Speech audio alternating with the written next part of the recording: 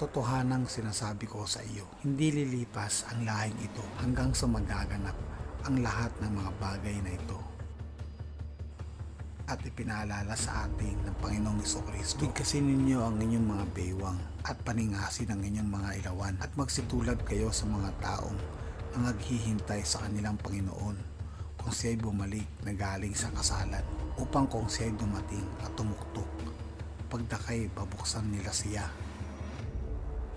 Napapalad yaong mga alipin na kung dumating ang Panginoon ay maratnang nangagpupuyat. Katotohanang sinasabi ko sa inyo na siya'y magbibigay sa sarili at sila'y pauupuin sa dulang at lalapit at sila'y paglilingkuran niya.